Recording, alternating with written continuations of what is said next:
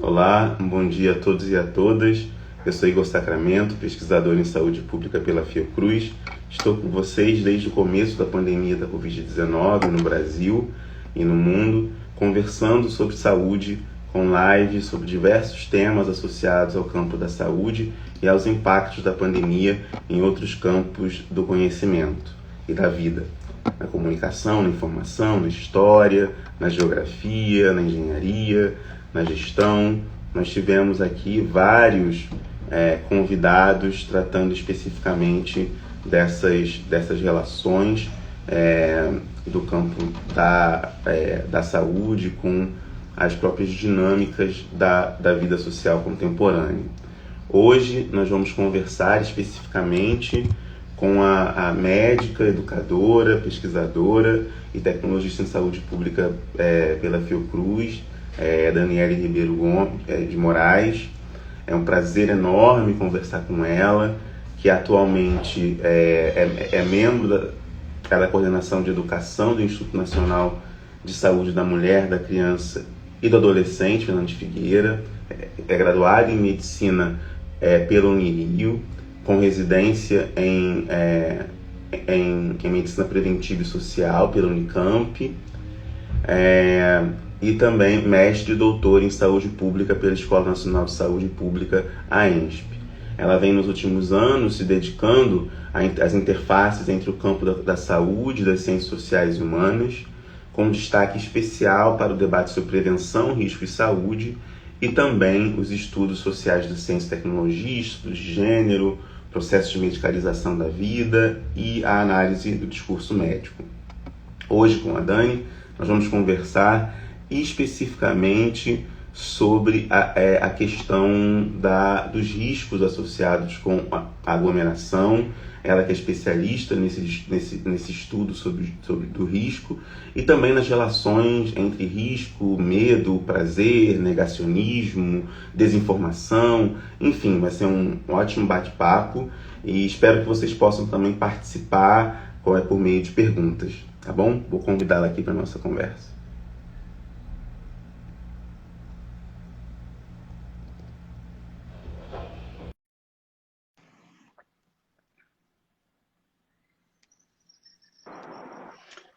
Oi, querida, tudo bem? Oi, meu querido, uma alegria muito grande estar com você, com Para mim, vocês. para mim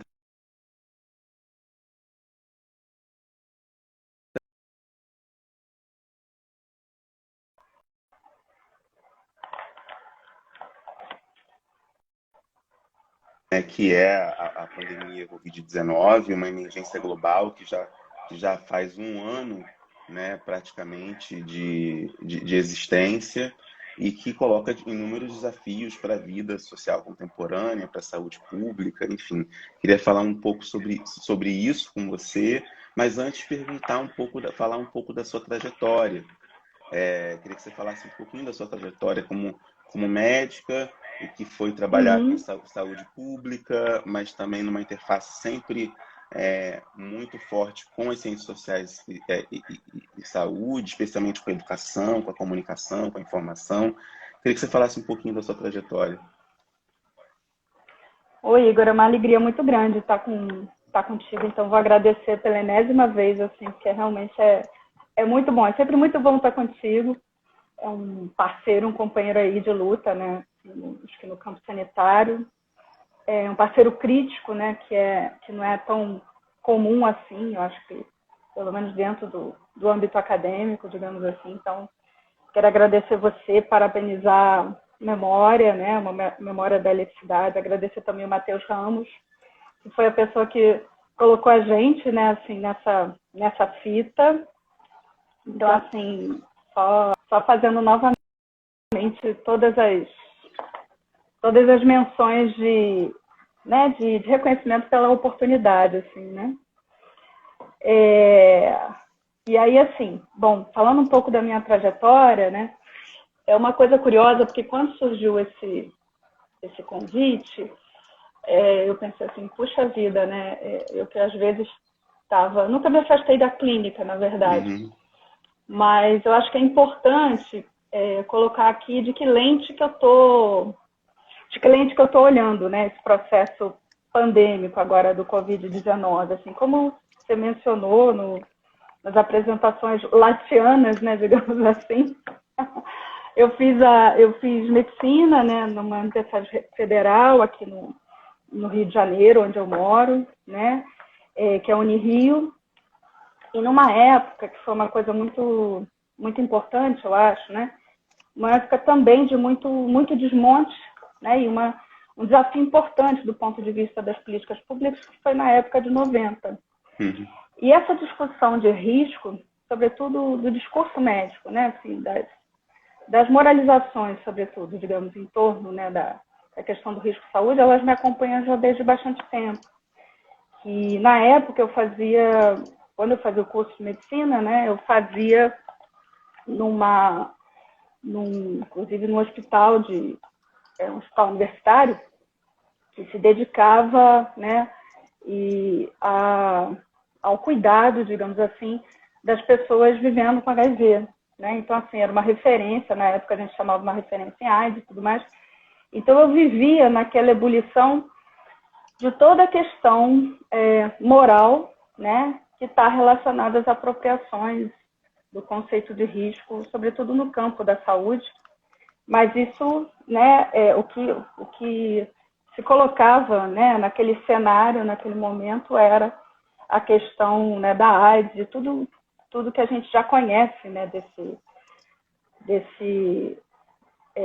fenômeno, que eu acho que se atualiza muito, né, sobretudo quando você faz essa pergunta, né, acho que uma consigna importante para a gente, né, do ponto de vista reflexivo, que é quais são os riscos das aglomerações e festas clandestinas. Isso é o que está colocado para a gente, né?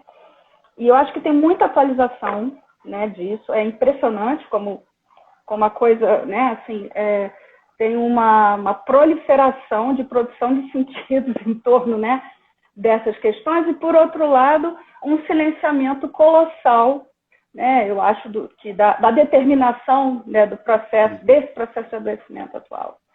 Então, assim, eu acho que nisso a gente fecha muito, né, muito fechamento, eu li o seu texto, muito bacana, né, enfim, e quando você discute a questão, por exemplo, né, traz a questão no portal lá da memória, né, a questão das fake news e tudo mais, tudo que está colocado para a gente, não é uma novidade, né, mas eu acho que a gente teve uma amplificação desse fenômeno, né, no momento.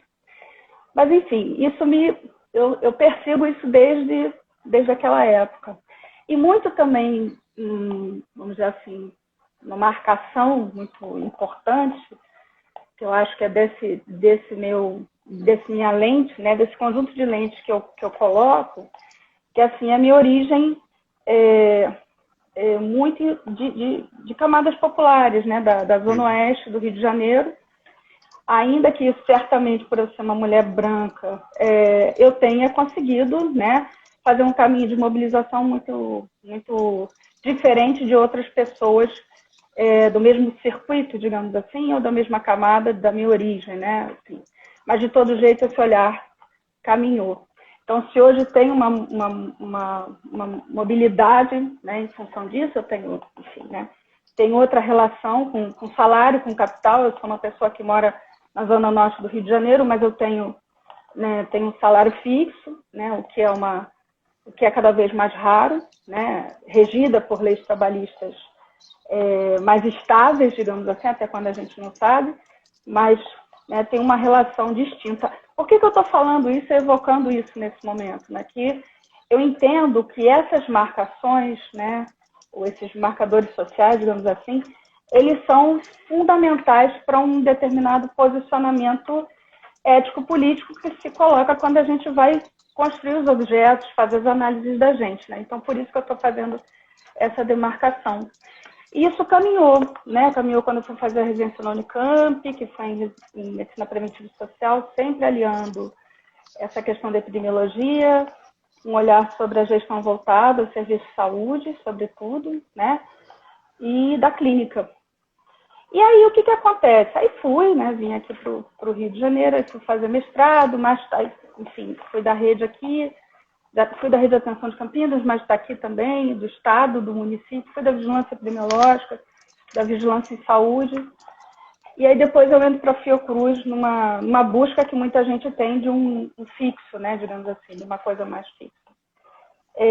E, novamente, eu estou falando dos vínculos empregatícios, não é à toa, eu estou falando de uma busca, né?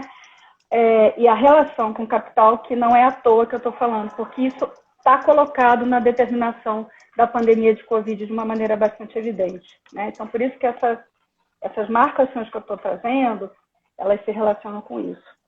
E, da mesma maneira, depois eu fui cair aí no risco, essa coisa toda. Então, assim, não é sem uma grande intenção, né? Não é sem grandes intencionalidades, digamos assim, que eu estou fazendo essa minha apresentação muito em função disso. Atualmente, Igor, assim, só que eu queria dizer o seguinte, quando se abre em 2020 a situação do isolamento social, dizer novamente, né, assim, as potências e as limitações que eu posso trazer nessa conversa da gente hoje aqui, né? Bom, é a primeira grande epidemia, digamos assim, que eu não estou numa unidade de emergência, né, que eu não estou atendendo diretamente, porque nos últimos anos aí eu tive alguns diagnósticos de condições crônicas que juntas me colocam, digamos assim, aliás, é uma outra atualização de grupo de risco que a gente pode conversar. Sim, queria conversar. Pois me colocam justamente nesse lugar. E aí eu fico lidando com o meu medo, né? Vou pedir licença poética, né? O meu cagaço, né? De uma pessoa que já entrou em insuficiência respiratória, eu tenho asma grave, questões cardíacas, né? Questões hematológicas. E, novamente, os marcadores que eu carrego aqui, né? E com essa trajetória, e sem isso eu não teria chegado a essa possibilidade de te dizer, eu estou no tal não é nem home office, né? Mas no trabalho remoto, desde março. Qual foi o movimento? Né? O meu movimento muito também embasado pelos colegas, eu ainda estava na ENSP, na Escola Nacional de Saúde Pública nessa época, eu fui fazer telemedicina, coisa que eu nunca tinha feito. Estou atendendo incessantemente desde março do ano passado, tentando buscar de alguma maneira, né? Enfim, eu fiz uma trajetória aí, né, que tem um pouco de infectologia, essa trajetória de vigilância, etc. e tal, e clínica da ponta, que eu disse assim, gente, né, as UPAs praticamente fecharam aqui perto da minha casa. Então, assim, o que a gente faz para dar apoio à rede do SUS? Então, esse olhar também, Igor, é de uma pessoa que está, assim, muito tomada pela produção do cuidado em saúde, pela telemedicina, que é outra questão, né? Mas que é isso, fundamentalmente, que eu acho que vai movimentar os meus afetos em torno dessa outra leitura de risco, né, que a gente tem. Então, assim, o olhar é muito mais disso, né, do que de outras coisas. Então, é isso. Assim, é uma pessoa que está sentindo também isso tudo, né? Então, acho muito que bom. situar Muito a bom. fala. Exatamente. Não, e é uma trajetória com muita importância para o campo da saúde, enfim, especialmente a sua observação desde o início da sua trajetória das determinantes sociais, da importância delas para se pensar a relação saúde e doença, né? Uma outra coisa que eu fico pensando, e você fez um paralelo que eu já ia comentar com você sobre isso, que era a questão ao longo da pandemia da Covid-19, algumas expressões retomaram com muita força e que a gente observava muito no contexto da pandemia, no auge da eclosão da pandemia de HIV/AIDS, como grupo de risco, comportamento de risco, que também reapareceu, fatores de risco, aparece também as formas de prevenção e assim por diante. Eu queria que você falasse um pouco sobre esse conceito de risco em saúde, né, que é um campo de investimento na saúde coletiva, né, muito importante.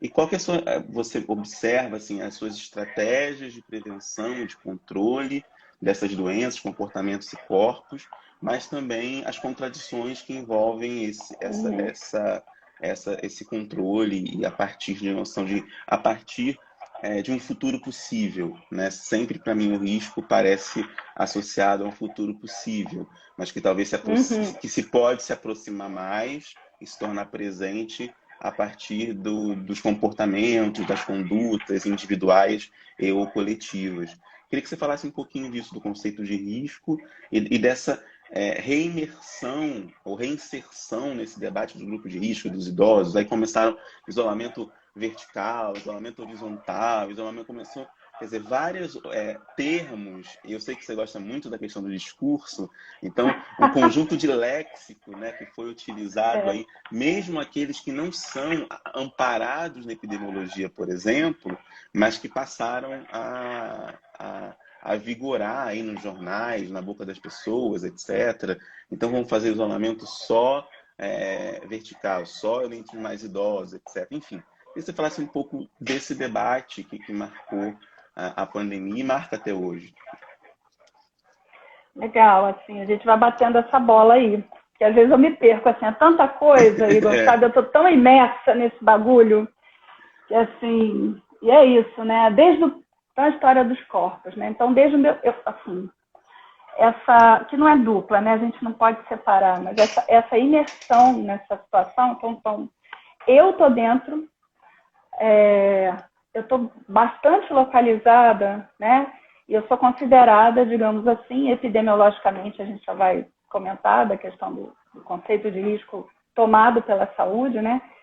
Mas eu tô dentro desse reinado aí do risco, sobretudo em relação à Covid-19.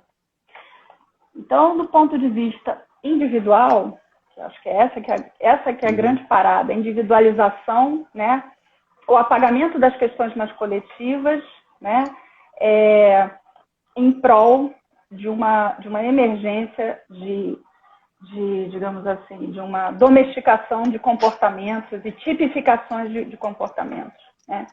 Então, eu mesma estou aqui do lado, né, que não dá para ver o que tem aqui do meu lado, mas tá na minha frente, pronto, estou aqui, não vou botar a marca, mas estou aqui com álcool 70, né?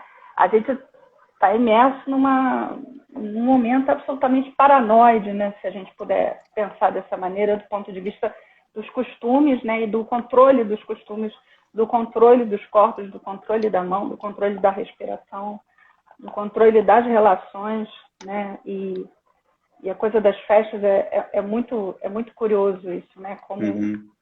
Como tem coisas, né?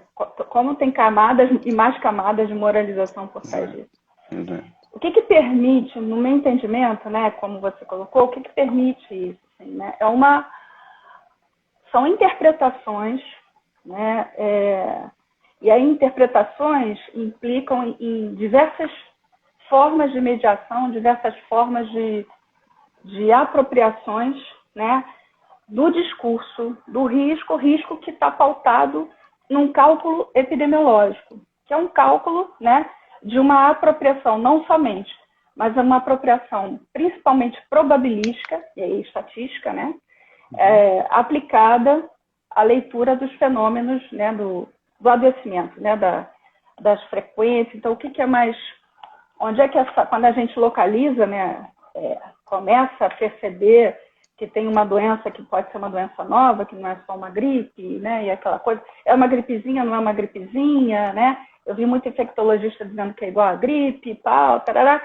Veja que tudo que chega para a gente, eu acho que é uma profusão de informações, né? Que são baseadas em cálculos, né? Assim, por exemplo, a coisa da vacina, então, eu acho que é só a vacina, só a história da apropriação da Coronavac, assim, da eficácia, isso é um caso, sabe? É um caso para uma tese, ou várias. Facilmente, ou várias teses, exatamente. Ou várias teses. Aí a gente começa a ter o ferramental habitual que a gente tem na saúde pública, né? E aí na América Latina a gente gosta de falar muito da saúde coletiva, que aí para a gente poder, inclusive, demarcar, né, assim, uma certa... uma leitura de um fenômeno, né, dos fenômenos sanitários, dos fenômenos da ordem né, do que é da saúde, do que é de importância para a saúde das populações, não é só para a saúde individual, mas das populações, Mas quando a gente olha da saúde coletiva, a gente está olhando necessariamente, a gente está falando necessariamente, e aí não são fatores, essa é a grande distinção entre determinantes, talvez, e determinação, né?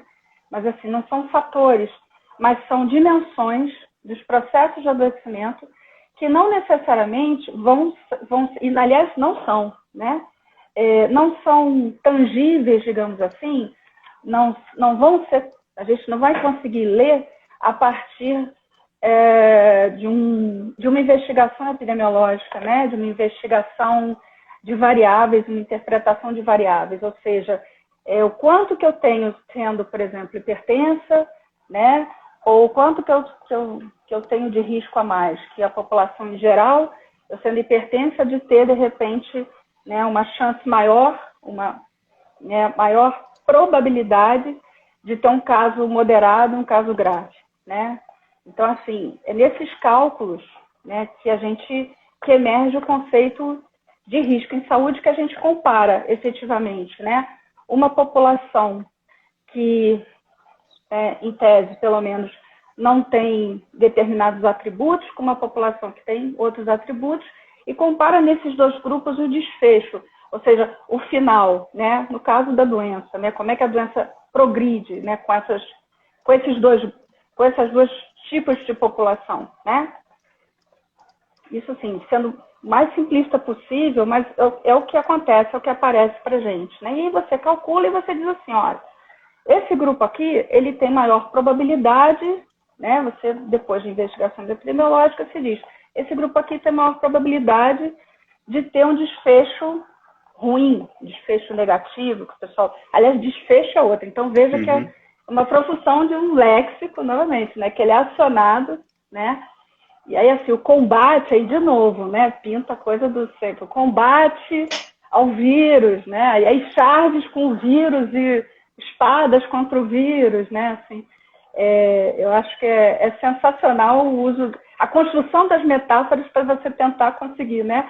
Dar sentido para um negócio que parece, né? Que emerge muito racionalmente, então é um cálculo de risco, é um cálculo probabilístico, né, para você fazer, para você definir quem é que tem que ter maior proteção, quem é que tem que ter maior,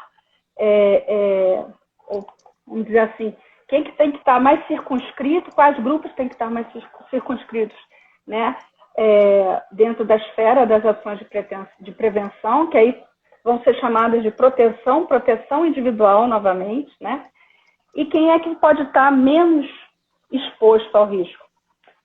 O Jaime Breil, que é um cara muito interessante, é um autor, né, da saúde coletiva e da teoria da determinação social histórica dos processos de saúde e doença, ele brinca com a questão da exposição ao risco, ele chama, né, brinca não, ele escreve sobre isso, e ele diz assim, seria interessante se a gente pensasse quais são os riscos, não a que nós estamos expostos, mas a quais riscos nos impõem, né? Populações que têm riscos impostos a elas, né? Então, só para a gente ver assim, uma pegada diferente, né? Quando a gente fala assim, de uma análise, de um olhar mais ancorado na perspectiva da historicidade, né? Sobretudo da historicidade, mas na perspectiva das ciências sociais, de um outro olhar, né, que entende o seguinte, olha, o fenômeno do adoecimento ele não pode estar restrito só ao cálculo matemático. Isso é uma questão. A segunda coisa é que aí existe uma falácia mesmo, né? É que se a gente faz o cálculo que é populacional, o cálculo de risco ele é probabilístico, mas ele nunca é calculado em cima de um indivíduo, quando a gente pensa assim, olha só, eu tenho, sei lá, uma doença X, eu vou ter 3 vezes mais chances de morrer se eu tiver Covid e tiver um caso grave. Isso é um outro pulo que a gente ouve, né? Mas isso às vezes passa batido. Então, assim, se eu vier a ter um caso grave, aí eu tenho mais chance de morrer, né? Acho que o último grande grupo que entrou nessa história aí foram os obesos, né? Que é outra questão também. Exato. Tudo bem. Então, assim, uma coisa é a gente fazer o cálculo para a população. E o cálculo é desse jeito mesmo, né? O denominador, o cálculo de risco, ele tem pelo denominador a população em risco. Risco para Covid, a rigor, todo mundo que está vivo, né? Então, assim, criança, isso aqui é todo mundo. Aí você vai identificar quais são os grupos que têm maior probabilidade de morrerem se tiverem caso grave. Então, essa é a primeira vírgula que a gente faz, né, dessa análise aí dos riscos, dos cálculos de risco.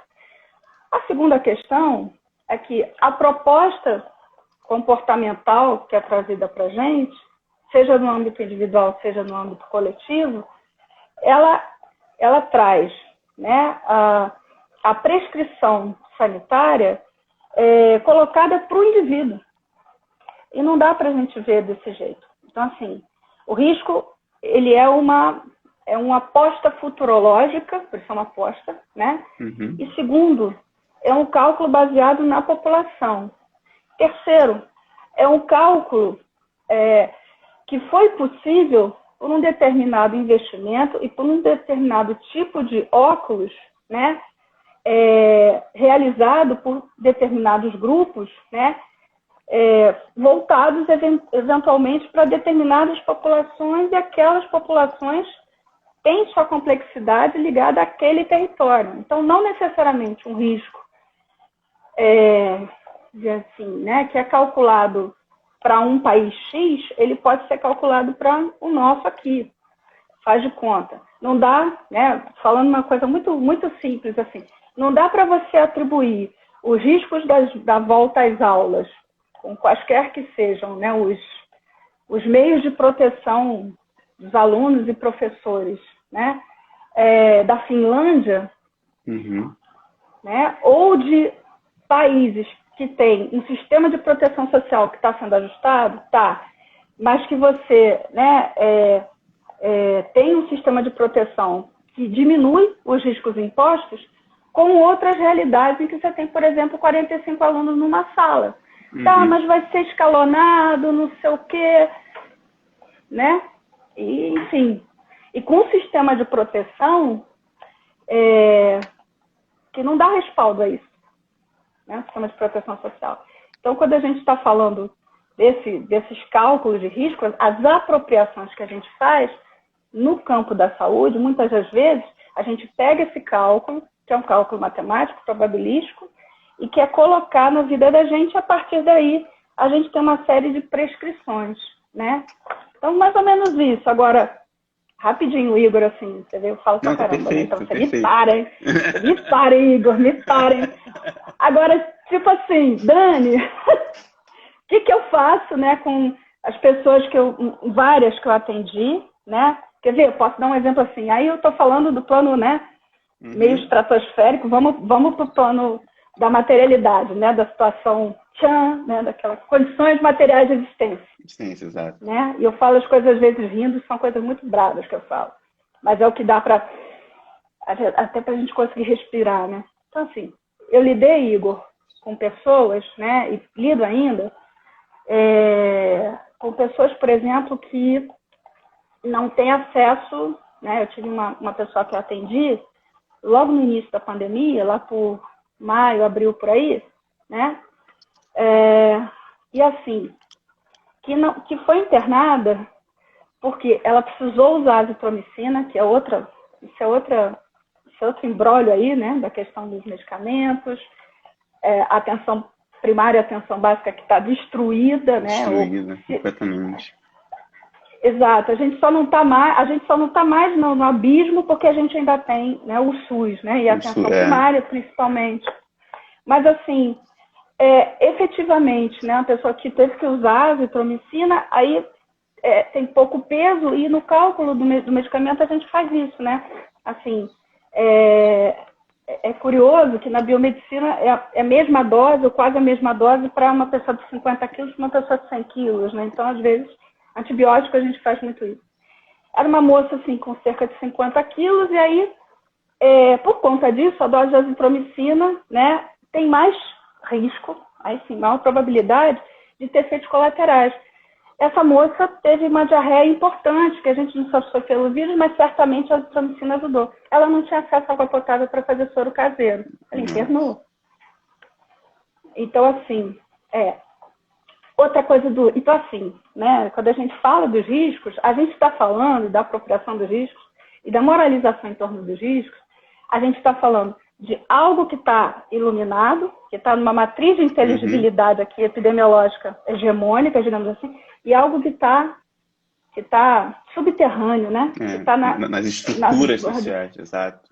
Pronto, exatamente. E aí, assim, uma coisa muito doida que eu fiquei, né? Assim, eu já trabalhei em articulação com controle de infecção hospitalar e tudo mais, fui de área hospitalar e tudo mais, a dizer assim, bom, vamos lá, né? Primeiro que a gente não tem protocolização de conduta adequada no Brasil atualmente, coisa que eu nunca imaginei.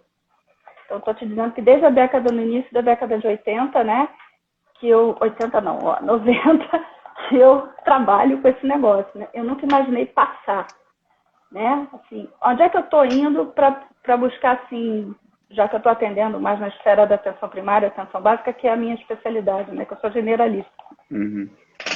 Eu estou indo no sistema de saúde cubano, né, vendo muita coisa do sistema de saúde nacional inglês, né, do NHS, da Espanha, da província de Barcelona, e que tem umas coisas muito próximas, né, assim, para a gente ver como é que a gente mantém a pessoa, e tem questões muito básicas, como é que a gente tenta proteger a pessoa para que ela não chegue, né, a virar, entre aspas, um caso grave. Hidratando é que se utiliza, eu acho que a gente pode até discutir isso, que eu tenho catado produção científica sobre isso. Então, ao mesmo tempo que eu estou cuidando de gente, eu estou pendurada lá no Lancet, estou pendurada nas coisas para ver o que está pintando de produção, pelo menos nesse circuito mais hegemônico de produção acadêmica. E é curioso como tem também um silenciamento de hipóteses que estão colocadas aí, por exemplo, né? Você tratar sintoma, que é o que a gente tem a previsão, né? É o que está previsto para o coronavírus e outras infecções respiratórias. O que você faz? Para dengue, por exemplo, né? A gente começou com uma analogia e isso hoje já está bem mais colocado. No Brasil não se fala disso. Que é, por exemplo, você hidratar a pessoa. Sim. Mas é hidratar pouco? Não, é tomar eventualmente soro caseiro. Tem um soro alternativo que o pessoal do NHS já colocou, está bombando aí, até os Estados Unidos catou também, com maçã, enfim, você pode botar limão e tudo mais, para não gastar o dinheiro daquele sais de reidratação oral, né, na farmácia. 2, se a pessoa tiver desconforto respiratório, que é comum, né, tratar o desconforto, você trata com o quê? Com broncodilatador. E assim, que o genérico, se você tiver um nebulizador, eu já vou falar do nebulizador, que é outra confusão do ponto de vista dos riscos. Com R$5 ou menos, você diminui muito o desconforto respiratório da pessoa e, novamente, né? E aí, essa é a segunda coisa. Terceira, exercício respiratório. Quarto, que é mais importante, é monitoramento e que não necessariamente está na mão do médico, não é por um médico. E aí eu dava de cara, e aí assim, o que eu faço, meu Deus, né? As pessoas não podem comprar bombinha, que tem na farmácia popular, mas enfim, né? Não estão podendo ir, tarará, o que eu faço? E aí, de novo, a médica sanitarista dizendo, vamos fazer o seguinte, vamos fazer redução de danos. Vamos pegar, tem acesso a um nebulizador emprestado? Tem. Chegou a ponto, Igor, não estou brincando não, 1 quarteirão mais ou menos, usando o mesmo nebulizador. É péssimo do ponto de vista do controle de infecção de outras coisas. Mas veja, é a possibilidade para que as pessoas... Exatamente. É nessa situação que a gente está lidando. E assim, lava e tal, né? Aí assim, você vê, você tem quantos cômodos em casa? Você tem janela? Tenta colocar, enfim. Então, em outros países, a gente já tem isso bem estabelecido, que é tratar a falta de ar, gente, né? Porque a pessoa vai cansando, conforme passa o tempo, a pessoa vai cansando de ficar sem ar. E aí dá outros problemas, a função respiratória e toda, que a gente chama de fadiga respiratória e tudo. E aí isso está bem estabelecido. No Brasil, não. No Brasil é cloroquina, como é que é o nome? Nitazoxanida e a Ivermectina. ivermectina. Agora o povo já ouviu o galo cantar da colchicina, já. O povo fala de tratamento precoce, mas não fala do monitoramento, que é muito importante. Aí apaga de novo a atenção básica, a atenção primária. Apaga. Está no âmbito da atenção primária. E aí eu ficava assim, e agora? E os aerosóis?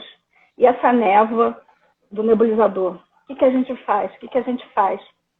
Então, assim, a rigor, não era interessante, né, nebulizar, etc. e tal. Mas o que você faz com isso? Até porque a névoa, né, pode... Isso. Então, a gente está lidando, lidando, Igor, num turbilhão de incerteza, né? Saiu, acho que foi ontem, né? Ou se não foi anteontem, a coisa do tsunami está por vir, né? Não sei se você viu aquela... Eu vi. E aí, a seguir, o infectologista da USP botou no Twitter, não é por causa disso, é por causa daquilo. Manaus aconteceu por causa disso. Manaus está ruim porque todo mundo foi para a rua. Não, teria de todo jeito isso. Enfim, mas o que eu falo é, ao fim e ao cabo, no cotidiano, né, a gente está vendo esse gerenciamento, digamos assim, dos riscos, que a gente sempre acha que é da ordem racional. Mas não, é da ordem do possível, né? Da ordem da... Sobretudo quando a gente não tem enfrentamento do desmantelamento das contrarreformas, do desmantelamento do sistema de proteção social. Mas eu estou me perdendo aí, vai lá, Igor, vai me pautando, por favor. Quando eu estava pensando em conversar com você, assim, desde o início, era um pouco ajudar a interpretar, em termos das ciências sociais humanas em saúde pública, justamente é isso que a gente está fazendo, você está fazendo muito bem, eu estou aqui mais no interlocutor, essas festas e aglomerações e os riscos que elas apresentam, né, para o campo da saúde coletiva, né, etc. Tem camadas de moralização forte aí, como você falou muito bem, o risco está associado com a moralização, não tem como desassociar as moralidades do risco. Vários autores trabalham com essa expressão, essa noção, para poder observar justamente o modo como essas moralidades restringem corpos, colocam e também separam o bom do mal, o correto do incorreto, né? Enfim, o bom cidadão do mau cidadão, portanto, né? Nessa dimensão. E eu tenho algumas perguntas para você em relação a isso. Uma delas é que eu fico lembrando muito de um livro, assim, que já deve ter uns 10 ou 15 anos, que é o Condutas de Risco, do Le Breton. Eu fico lembrando dele, especialmente quando ele fala dos jogos simbólicos entre a vida e a morte, entre viver e morrer, em em que me chama a atenção, que ele fala, ali está falando muito de esportes radicais, etc. Mas sempre eu fiquei lembrando desse livro, pensando nessas festas, e queria que a gente conversasse um pouco sobre isso, me ajudasse a interpretar. Quer dizer, há prazer no risco, né? Há prazeres nesse risco e há também, uma certa medida, uma flexibilização do risco ou, de certa maneira, um estabelecimento de uma fronteira cada vez menor, de um raio de ação cada vez menor para o risco, na medida em que eu faço uma vez, eu vou, nada acontece. Então vou fazer de novo. E faço de novo. E vou fazendo, até que, assim, a fronteira do risco, o espaço do risco, ele que era total, praticamente no início da pandemia, ele passa a ser cada vez mais restringido, assim, etc. Quer dizer, queria que, sei lá, me ajudar a entender essa dinâmica e explicar que pode ou não, se você concorda, ou enfim, outros explicar essas aglomerações, essas festas e nas suas determinações sociais também, né, sociais e culturais. Bacana. Então a gente se ajuda, porque eu vou dizer, como uma confinada, e aí eu me lembro, né, Eleandro Assis, né, eu não sei se você já viu, é uma sequência de quadrinhos que é sensacional, chamado Confinada. Aquilo ali, eu acho que é uma aula, sabe, do que tem acontecido, assim, é Leandro Assis, assim, se não me engano é Leandro Assis, e ele traz um quadrinista fantástico no Instagram dele, assim, a coisa da confinada. Eu acho que isso ajuda também, sabe? Só aquilo ali também dava um grande estudo, assim, só pegar os quadrinhos e essa série que ele trouxe é maravilhosa. Então, assim, como confinada, eu moro num grande conjunto, assim, né, que tem 6 blocos, aqui na Zona Norte do Rio, 967 apartamentos. Eu moro de frente para onde tem, enfim, aquela piscina, né, típico conjunto da gentrificação, né, enfim, depois dos grandes eventos, né, nesse contexto aí, etc. E tal. Vou para minha sacada, que é pequenininha e tal, não sei o que, e vejo aquele povo lá, todo mundo, né, sem máscara e tal, as crianças tudo amontoadas. Eu digo, minha Nossa Senhora. Aí, de onde eu moro, eu estou fazendo, claro, né, estou caricaturando, mas só um pouco para a gente pensar, né, assim, tenho pensado sobre isso. Aí, eu vou assim, novamente, né, tem as fronteiras desse espaço onde eu estou, muito confortavelmente, vamos combinar, perto, né, da grande maioria da população, inclusive da minha vizinhança aqui, né, e novamente dentro desse privilégio branco, desse privilégio de camada média que eu me encontro, etc. Vou para lá e tem um pátio de um centro comercial, né, aí aquela galera toda digo assim, meu Deus, né, e então, a primeira coisa, por isso que eu não é brincando, mas eu falo assim, de que eu estou imbuída, né? Quais são os afetos que pintam, né? Então, assim, a primeira coisa é dizer, meu Deus do céu, né? E muita gente mandando para mim, aquela coisa de Ipanema, cara, né? E vários amigos meus, né? Do Réveillon, e uma galera muito assim, meu Deus do céu, pronto. E aí, eu não sei como que essa questão em torno, né, da homoafetividade não voltou, né, da AIDS e tudo mais, que aquilo eu acho que não evocaram tanto, mas o curioso, né, eu sou uma militante, né, inclusive da LGBTQIA+, das questões, né, da saúde e direitos, sou da sigla, inclusive, e um amigo meu me manda e diz assim, meu Deus do céu, né, tá todo mundo lá, como é que pode querer ir atrás de sexo, não sei o que, um amigo meu. E que tem várias camadas de opressão, né? Que sofre várias camadas de opressão. Repetindo, né? E aí você olha assim, e aquela galera e tal, aquela loucura na praia, né? E aí agora a praia, e eu fico olhando assim, digo, minha nossa, né? O que a gente consegue aí pensar?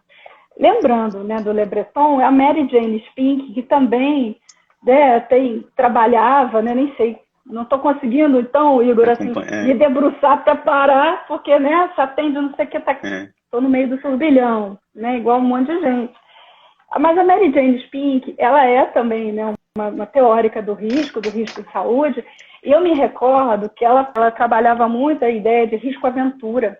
E sim, óbvio, né, da galera dos esportes radicais, né, de ficar na beira do abismo, você se jogar com aquela fitinha, bungee jump, que chama aquele negócio, enfim. Bungee jump, exatamente. Isso. Pronto, né. Agora a gente tem, sei lá, a gente pode extrapolar para as selfies que o povo cai do penhasco, né, coitado do povo, né. Enfim. Sim. Mas sim, obviamente que tem prazer no risco, né, obviamente que tem a coisa da adrenalina. Aí a gente tem matrizes explicativas assim que estão mais ligadas à questão, né, mais biologicista, comportamentalista, mas a gente da neurociência, então, que acho que é a atualização enfim, né, de muita coisa, acho que também serve bastante para o fascismo, mas isso é outro papo, mas assim, né? Mas do ponto de vista, né, da relação com as práticas sociais, entendendo né, essa assunção do risco como uma prática também social, que eu entendo isso, né, certamente que a gente encontra a possibilidade de fazer, gente, a gente está confinado, né, a gente está lidando, então, novamente, né, assim, primeiro que eu não vejo essas festas como hegemônicas, de forma alguma, né, não dá para a gente comparar, tem coisas que são da ordem do incomparável, mas acho que uma coisa, né, que está colocada para a gente é, primeiro, que tem heterogeneidade. Segundo, tem formas distintas de você lidar com o risco. Fazer um cálculo individual de risco, né, isso a gente faz todo dia. Todo dia, né? A apropriação do risco passou a pautar o cotidiano da gente, né? Já faz um tempo, né? Isso não é de agora. Agora, isso acho que piorou muito. Mas, por exemplo, né, eu estou lá confinado há um tempão, eu estou nessa incerteza, então, assim, estou no mar das incertezas há um tempão, e eu preciso socializar. Então, eu vou lá me lançar. No início, eu começo a usar, né, a máscara, vou para a balada com álcool gel, isso quem vai para a balada, tá? Vou para a balada com álcool gel, vou para a pegação com álcool gel, vou para a casa de swing com álcool gel, não sei o quê, né? E vou fazendo minhas tentativas aí de prevenção, de proteção na medida do possível. E aí eu acho que tem relações, Igor, distintas, sabe? Que, por exemplo, ao mesmo tempo, né, que a gente tem... Quando eu li a história do clandestino, a primeira coisa que eu pensei foi quem define o que é clandestino? Quem define a clandestinidade, né? E aí é muito louco, porque a gente está muito no mato sem cachorro, né? Assim, porque, primeiro, a tua relação com o futuro, ela está colocada em questão. Tem gente que vai ter uma relação com o futuro, não é à toa que eu falei da relação com o salário, né? E tem gente que tem uma outra relação com o futuro, né? Que é da ordem do aqui e agora, eu tenho que comer hoje, né? Isso. E tem gente, por exemplo, que está tomando água com geosmina, né? Assim, então, quando a gente fala aqui do Rio de Janeiro, a gente fala da SEDAI, né? A crise, né? do abastecimento. Então, assim, eu achei curioso, quando eu olho assim, esse texto, se eu for decupar, né? Aglomerar, o que é aglomerar, né? Assim, não sei se eu estou ajudando ou não, então eu só estou pensando junto, proliferando, tá? O que é aglomerar? Então, assim, eu não posso... vou também usar assim, expressões populares, digamos assim, vocês me deem essa licença, né? Que, inclusive, eu as utilizo deliberadamente, inclusive, para a gente pensar, né, um certo vocabulário científico, para a gente tensionar também isso. Então, assim, quando eu estou numa praia, né, eu estou fazendo práticas sexuais grupais, como a gente viu, né, nos vídeos que circularam, etc. e tal, aquilo é aglomeração.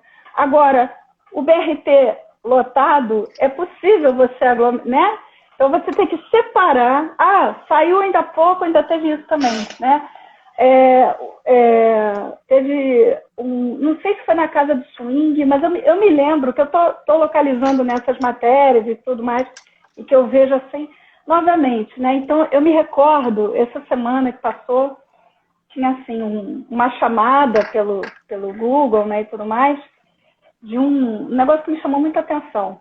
Era lá uma suruba, né, que foi denominada como suruba, fez um sexo grupal, né, prática de sexo grupal, que é absolutamente habitual e tudo mais.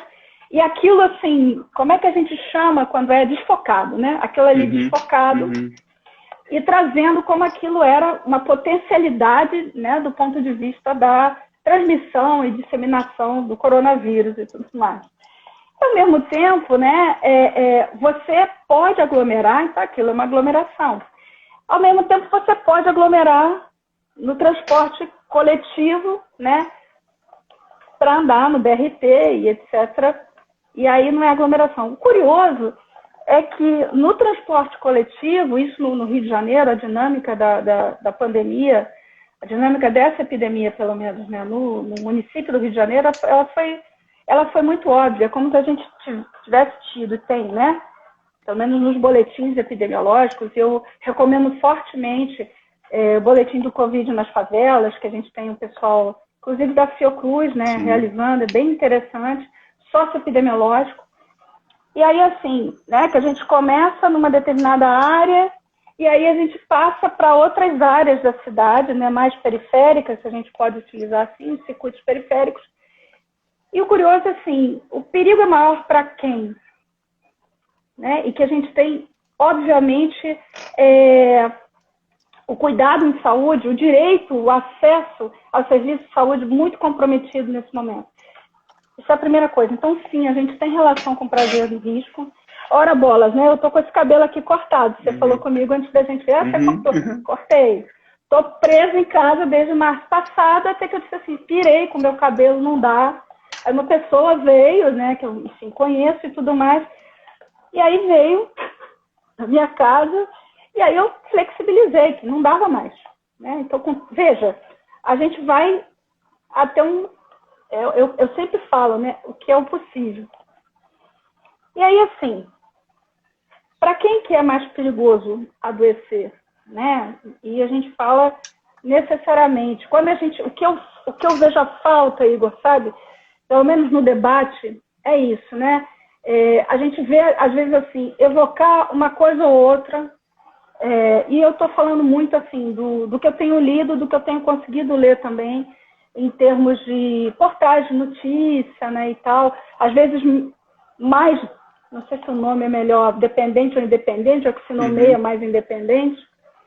E a gente vê, por exemplo, né, só ontem que eu tive acesso a uma reportagem do GGN, inclusive, um deles é o GGN, que mostrava, denunciava, na realidade, que a Central Nacional de Imunobiológicos, que foi referência mundial em produção e desenvolvimento tecnológico, né, que é aqui em Benfica, no Rio de Janeiro, ela foi desmontada e privatizada, foi terceirizada essa função. Em 2018, depois do golpe, né, assim, pelo Temer. Então, isso aparece quase um ano depois, né, da gente estar em franca situação, em uma situação da pandemia como a gente está agora, né? Então, isso não aparece tanto. Da mesma maneira, quem morre mais, onde morre mais, morreu por quê? Manaus tomou conta, né, dos noticiários e tudo mais. Ora, organizações que defendem, né, e são conduzidas também por povos indígenas em relação aos direitos humanos, né, já falam da falta de oxigênio desde o início da pandemia entre populações indígenas na região norte, por exemplo. Né? Assim, olha, eu me lembro assim, muito, muito marcadamente, quase no meio do ano passado, uma amiga que trabalha, né, nessa área falou que ficou extremamente... Uma das grandes angústias dela foi ter acessado o Zap um amigo dela, que pertence a um povo indígena, né, do Amazonas, do estado do Amazonas, inclusive, falou, fulana, minha saturação está tal, estava baixando, né, e cortaram o oxigênio, não tem mais oxigênio na unidade. Do subsistema de saúde indígena. Isso não apareceu, foi aparecer agora, né, então assim... Para quem que é mais perigoso? Para quem que faz sentido, né? O que faz sentido aglomerar? Então, a primeira coisa é essa, assim, para não me alongar muito, Igor, mais ainda, né? Eu anotei assim, fiz umas anotações assim. Quem define a clandestinidade? O que define a clandestinidade? A clandestinidade, ela ainda está definida, no meu entendimento, ou está apoiada, ou pretensamente apoiada, pelo menos, num saber epidemiológico sanitário, que eu tinha comentado aqui, a questão dos riscos.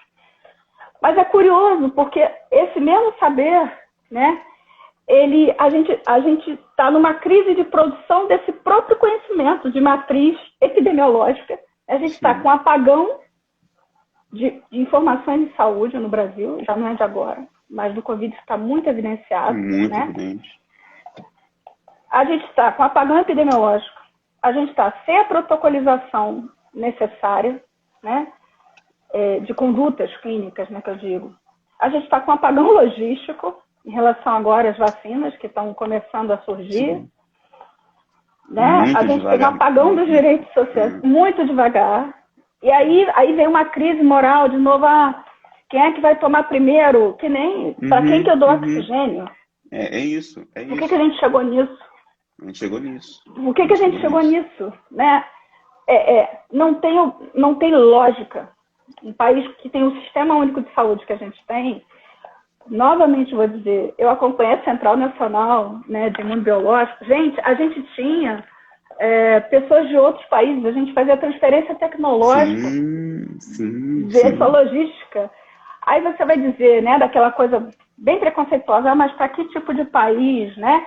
Para ser PLP, não sei o quê. Não, companheiro, para a Alemanha, por exemplo, entendeu? Assim, se a gente... Que eu ainda vejo muito pesquisador, Igor, dizendo assim, porque os países desenvolvidos, né, aquela coisa assim, a colonialidade entranhada. Entranhada. Sabe? Não, a gente, o nosso programa de imunização e a logística dele era referência para o mundo. Ponto. Exato. E o acabou. mundo é Europa também, o mundo Também, exatamente. Assim.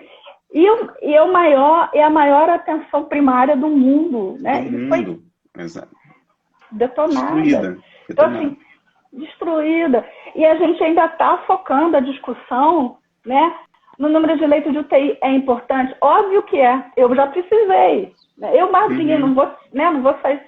Mas, assim, gente, né, eu já precisei e estou segurando o pepino, né, de gente que ficou, assim, segurando a onda uma semana sem leito em casa. Só deu para né, algumas pessoas, uma pessoa especificamente, que inclusive é muito ligada a mim, uma semana depois é que ela conseguiu leito para ser internada. Não foi de UTI, não.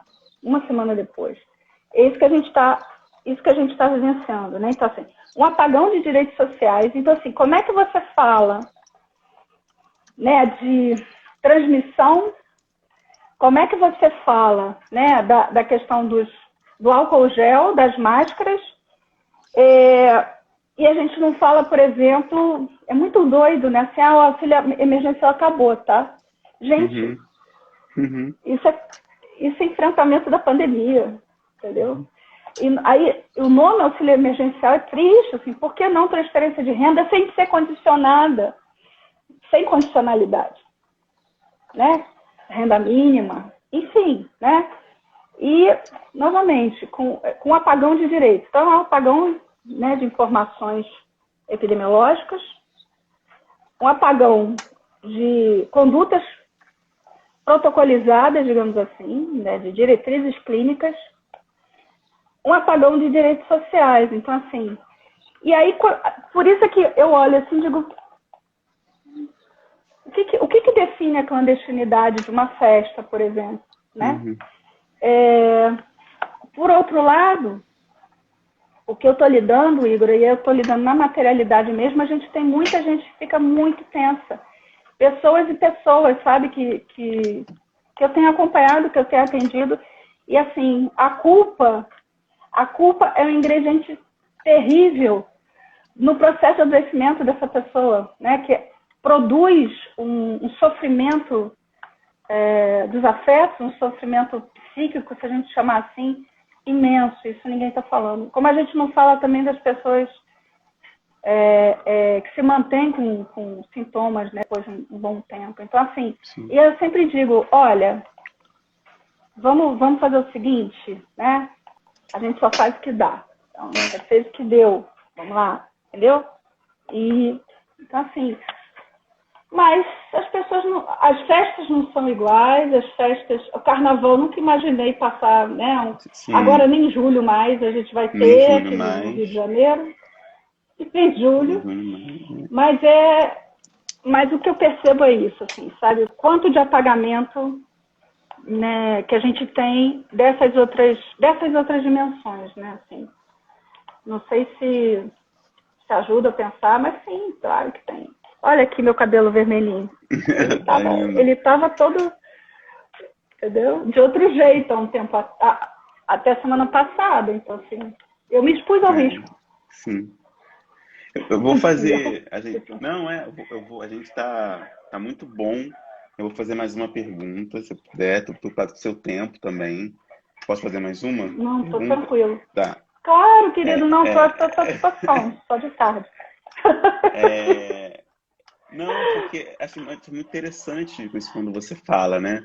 É, quando a aglomeração é aglomeração, ou quando a aglomeração ela é moralmente incômoda, ou moralmente abjeta, moralmente reprimível e reprovável, né? E quando a festa assim é também, né? Uhum.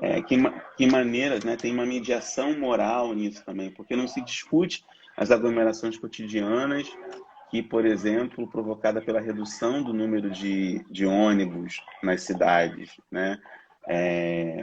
Quando, na verdade, a gente tinha que ter um aumento desse número de ônibus para poder evitar que as pessoas se aglomerassem, né? Que é o termo. Acho que nunca se usou tanto essa palavra. Eu não me lembro de usado tanto. Curioso isso, assim. Não me lembro de ter usado tanto essa Nem palavra eu. na vida, assim. Acho que eu nunca falei em aglomeração antes de 2020, assim, essa, sabe assim. Claro que eu sei o que que é, claro que nós sabemos o que que é, mas eu nunca usei. Ela tomou um espaço de definição, né? E Sim. de também e de baliza do que é arriscado, do que não é, do que se pode fazer, do que se não pode fazer, do que, né? E aí eu fico pensando, e aí vou pegar um pouco do que você falou antes, né? Que a pandemia da Covid, e aí isso tem muito a ver com o texto que você acabou de publicar, publicou ano passado, na verdade, Emergência Global da Covid, em que vocês tratam no Ah, texto muito da questão da desinformação, né? sim. E aí eu quero fazer uma pergunta, que você já falou da questão do Estado, eu quero fazer uma pergunta em relação se a gente pode, porque essa dimensão do negacionismo ela não é recente, né? Como Não. vocês falam no texto, quer dizer, mas ela assumiu certamente feições particulares no contexto atual que a gente está vivendo, É. por dimensões políticas, ideológicas, etc. Mas também pelo excesso de informação, o uso intenso da informação online em tempo real, pela difusão de tecnologias de imagem, pela difusão do uso das redes sociais online, sobretudo. É, e uma das coisas que vocês trazem no texto é essa relação aí que se tornou crítica, né, as relações entre sinceridade, honestidade e veracidade, Hum. né? Que eu acho que é Uhum. muito interessante como vocês colocam nesse texto.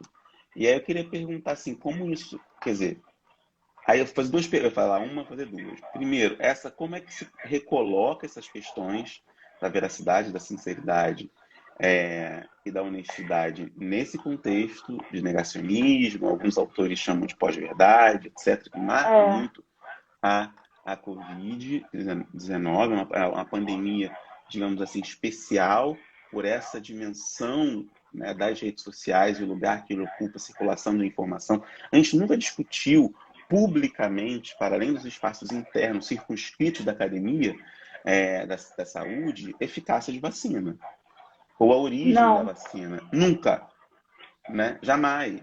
A gente tomava vacina. Não. Né? Tô falando a gente no sentido das pessoas leigas, né?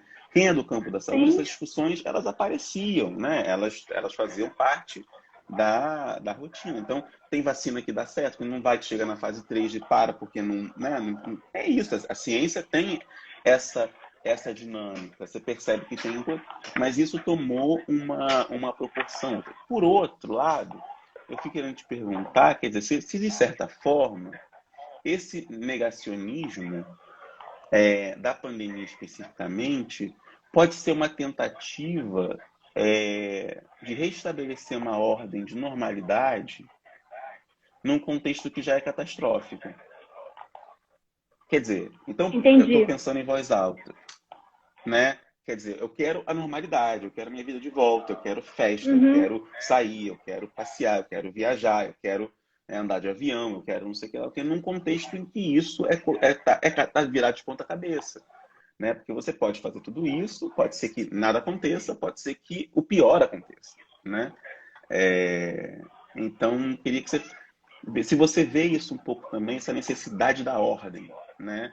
Sim. Da ordem no sentido assim, da ordem de como as coisas eram. Não que isso é bom ou ruim, né? Mas da ordem que eu poderia viver a vida de uma outra maneira, com Sim. mais liberdade, né?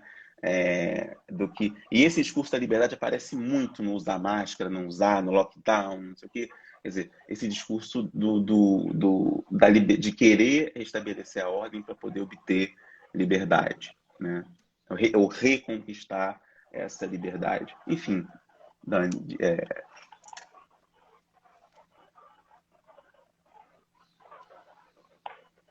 acho que você travou para mim, Dani.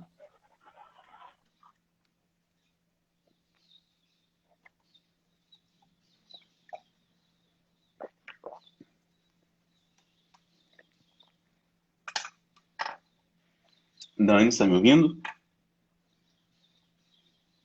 Acho que ela travou.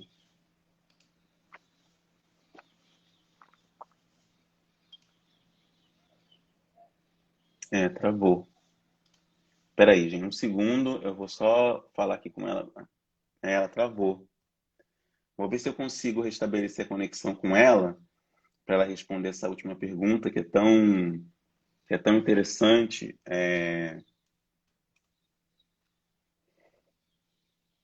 Vou ver aqui com ela se dá para entrar de novo.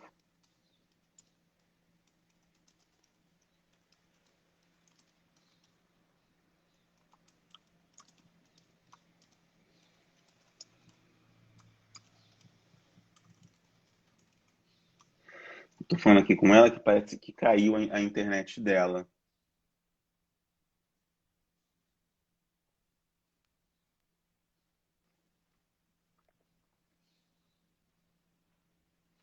Tá bom. Ela vai tentar, só avisando que ela vai tentar para aguardar um pouquinho essa resposta. Se vocês quiserem fazer mais alguma pergunta adicional, fiquem à vontade, tá?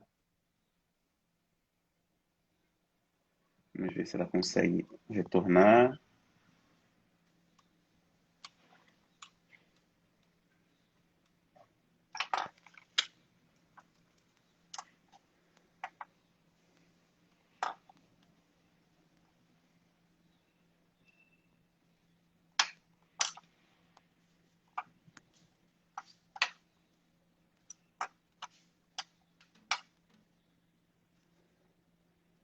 Deixa eu tentar mais uma vez.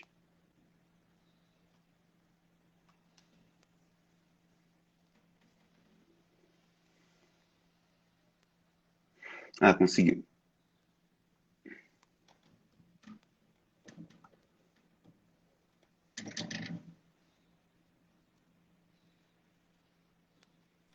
É isso. Eu vou botar aqui, ó. Pronto. Estava ao outro lado da casa. Tive que mudar, gente. Mudei, porque não sei o que deu ali, não. Ele mudou a conta, foi uma doideira, desculpa. Tranquilo. Então, vamos lá. Você estava falando do texto, a questão da guerra informacional, não é isso? Exatamente. Que foi colocada também mencionada. Exatamente. E aí a outra só pergunta, para me lembrar. aí a outra pergunta que eu não sei que você ouviu, se o negacionismo, que foi a última, né? Se o negacionismo, ele de certa maneira, ele produz um sentido de restabelecimento da ordem, né? E nesse sentido, ele nega a catástrofe que já está posta, né? A gente está vendo uma catástrofe sanitária, uma catástrofe humana, né? Mas de certa maneira, não é nada disso, né? Sob além, a promessa não é só da ordem, mas a promessa também é da liberdade, né? Do não confinamento, do ser livre, do poder viajar, do poder ir a festas, do poder fazer o que quiser, né? Poder andar sem máscara, enfim. Queria que você falasse um pouquinho disso. Legal. Legal, eu acho que sim. Sabe, a questão, assim, eu tenho tentado produzir sentido para mim mesma, sabe, também, Igor, do próprio negacionismo. A gente está, Cachel está trabalhando num texto sobre isso, aliás, vai lançar um livro, né, tá para lançar um livro também, ele discute isso. E aí, assim, eu não consigo ver, assim, quando você fala vou começar pelo contrário, né, pela última. Quando você fala, assim, que o negacionismo, ele ajuda a ordenar, para mim, obviamente que ajuda, porque se você se situar, né, nem só cotidianamente, mas intensamente, né, ao longo do tempo inteiro, em função da presentificação dos riscos, isso é outra questão, né? Então, assim, em função dessa presentificação, você pira. Né? Assim, isso aí é da ordem sei lá, não é nem do impossível, mas do insuportável, eu acho, sabe? Então, não é à toa que as pessoas estão adoecendo e estão adoecendo imensamente só por assistirem, né, a essa catástrofe que é mais divulgada ou não, por exemplo, em Manaus, né? A questão do que chega para a gente. Porque, por exemplo, eu mesmo adoeci na metade, menos da metade, né, do ano passado, porque a catástrofe ela já estava muito presentificada aqui, por exemplo, né, na Zona Norte do Rio de Janeiro, na própria Baixada Fluminense, vários lugares do Brasil. Eu tive colegas que morreram na rua. Agente comunitária de saúde na Maré, gente que morreu na rua, indo para a terceira unidade de saúde de emergência, né? Então, assim, colapso do sistema, né? Eu acho que em alguns lugares essa catástrofe está mais enunciada e na outra ela está menos enunciada, mas efetivamente, né, no cotidiano, do ponto de vista da saúde mental mesmo, né, você não consegue ter o tempo inteiro presentificando né, o risco. Tá? Essa é a primeira questão. Então, sim, o negacionismo. E aí, assim, eu não consigo localizar o negacionismo. Então, o negacionismo, ele ajuda a reordenar a vida, né? Ordenar de alguma maneira. Para mim, sem dúvida alguma, tá? Assim como uma certa ideia de liberalismo que está ancorada, né? Anda assim de parzinho, né? Com o próprio negacionismo. Para mim, eu não consigo vê-lo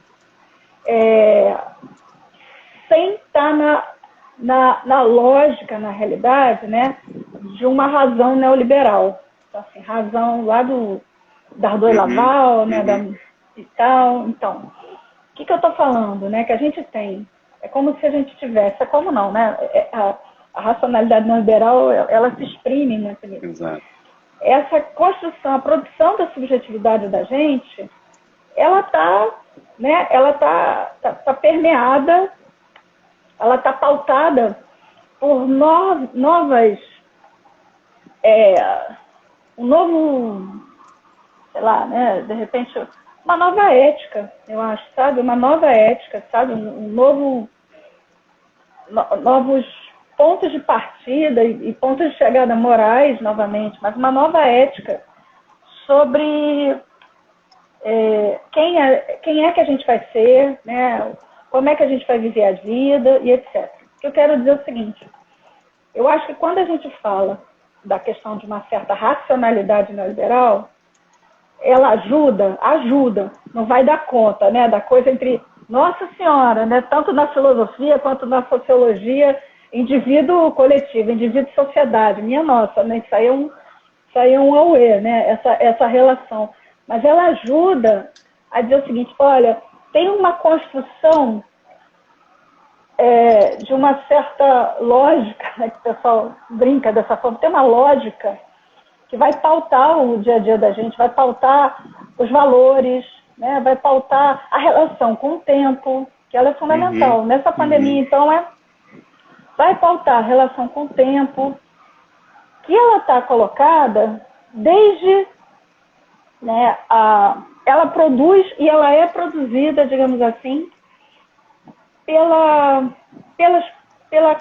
pelas condições de possibilidades, condições de emergência, digamos, né, dessa negação ao que é... E aí eu não digo que negacionismo é anticientífico, porque eu acho que não é a mesma coisa. Não é a tá? mesma coisa. Não é a mesma coisa, você tem pedaços assim, né, de apropriações que outras pessoas diriam, né, ou que seriam da ordem obscurantista, né, etc., que estão colocadas no negacionismo.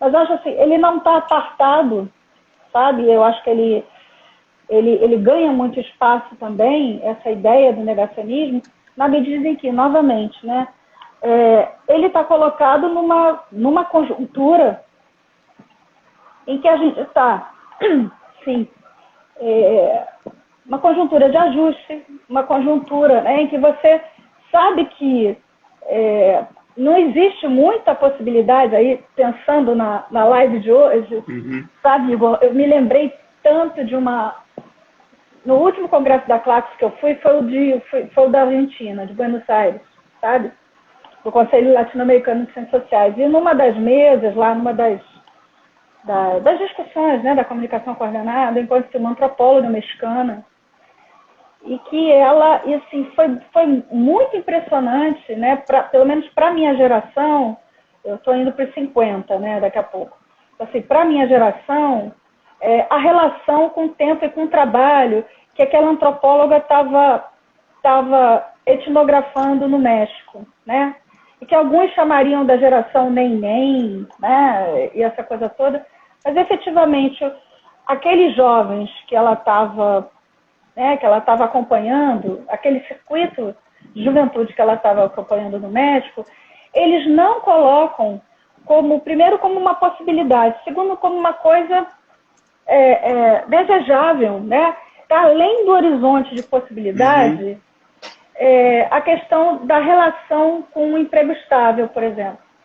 E emprego estável vem junto com várias outras questões que estão colocadas nessa ordem da racionalidade neoliberal. Então, do desmonte, né? Do acesso à saúde é de outra ordem, né? Então, o acesso à creche não está colocado, né? Nem do planejamento reprodutivo, e olhe lá, né? O acesso à alimentação é de outra ordem, né? A relação com o tempo é de outra ordem. Então, meu entendimento, pelo menos, Igor, assim, eu não consigo seccionar, e eu acho assim, o negacionismo ele ajuda a ordenar, né, a vida, a ordenar e a dar sentido, né, para uma vida que se coloca no futuro, né, assim, que futuro é esse que eu tenho pela frente? Qual é a possibilidade de eu fazer plano para os próximos 5 anos? Eu acho que a pandemia ela só veio intensificar muito isso, né? Mas assim, o que está colocado, né, para esse momento que a gente está, né? E assim, então, claro, né, na medida em que eu nego, e aí eu participo também, eu acesso, né, e aquilo faz sentido para mim, de repente, dizer que tem um tratamento precoce, então se eu ficar tomando ivermectina, né, além de brinde eu ganhar uma hepatite medicamentosa, mas assim, né, eu vou ficar protegida, né, do que está colocado, né, ou dizer que a emergência do vírus veio do outro, né, veio desses chineses, né, nossa, aquela coisa que um chinês comeu um morcego, né, assim.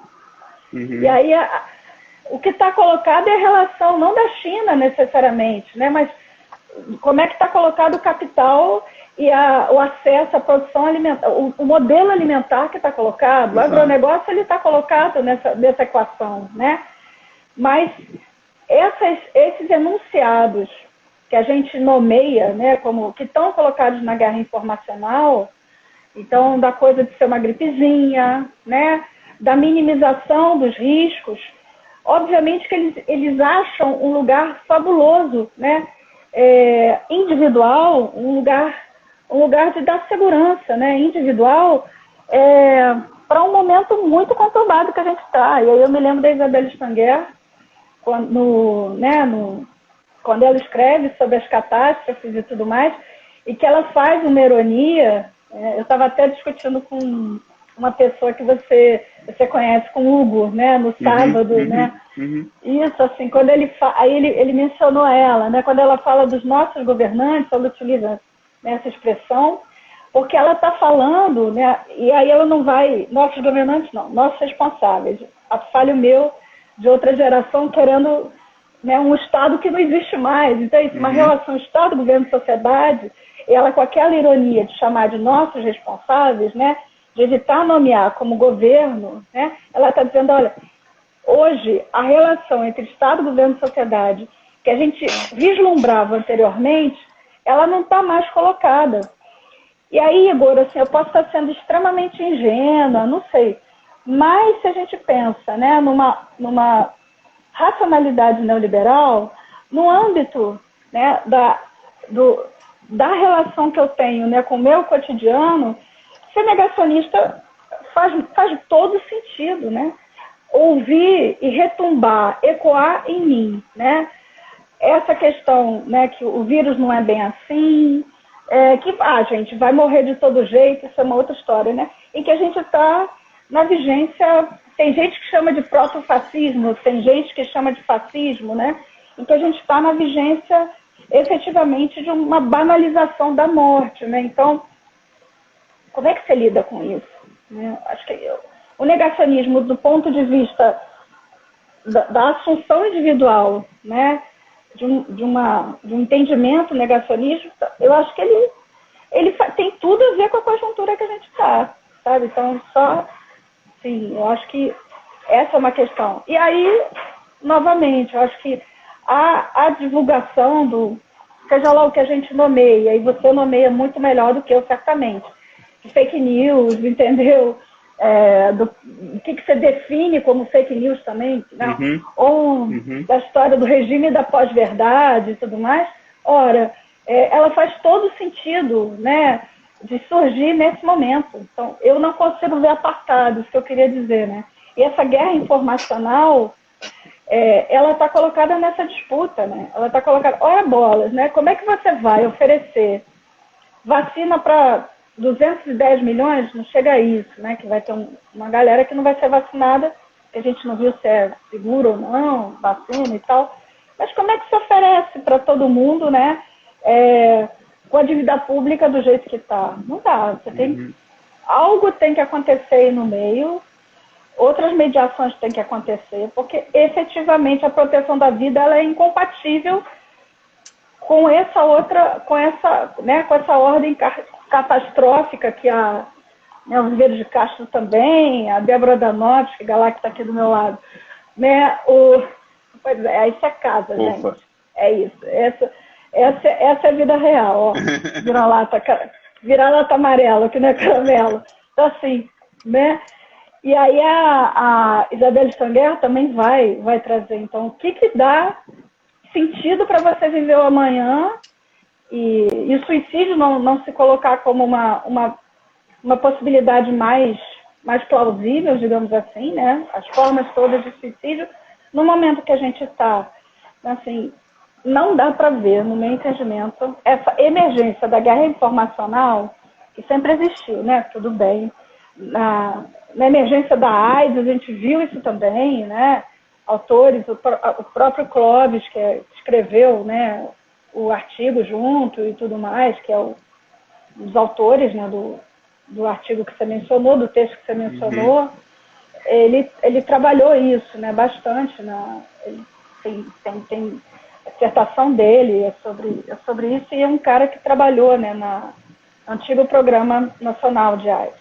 A gente já tinha isso antes, mas é curioso como nessa conjuntura, e aí como o neoliberalismo ele vai se colocar, né, como é que você cria mecanismos para sobreviver, como é que você vai sobreviver a isso? Então eu acho assim, encaixa muito, sabe, o negacionismo ele encaixa muito nessa ordem, né? Inclusive na guerra informacional, nos mecanismos e nos processos de validação, veridição, entendeu? Nas disputas das verdades, como você escreve no teu texto, entendeu? Isso é muito legal. Então, perseguir isso, e você traz uma pauta, né? E aí, achei muito legal que você traz uma pauta no site, que não é uma pauta só acadêmica, é uma pauta para a gente pensar, né, o mundo aí. Vamos pensar para a produção de algum sentido da realidade. Então, assim, que está colocado, né? Quais são as disputas pelas verdades, eu te citando, tá, Igor? Então, assim, quais são os mecanismos de disputa pela veridição, né? Que estão colocados e por que eles estão colocados dessa maneira? Eu acho que ajuda, né? Então, eu acho que essa é uma agenda fantástica que você trouxe, sabe, Igor? Eu acho que gostei muito de ler, gostei muito de olhar aquilo ali. Obrigado, obrigado mesmo. Queria agradecer imensamente também, além da sua gentileza de estar aqui, compartilhando seu conhecimento, sua experiência e seu tempo com a gente nessa conversa. Te agradecer muito pela brilhante conversa, assim, fiquei anotando várias coisas, pensando junto com você, foi muito, muito bom. E dizer também que vai ficar disponível já essa live, para quem quiser poder assistir. Eu vou mandar o link para você também, para você, né, espalhar. Enfim, e muito obrigado mais uma vez, obrigado a todos e a todas que ficaram aqui. Quem chegou um pouco depois, enfim, vai ficar disponível daqui a pouquinho, assim que terminar, já vai ficar disponível, tá bom? Dani, muito obrigado mesmo. Querido Igor, um beijo muito grande para você, muitíssimo obrigada.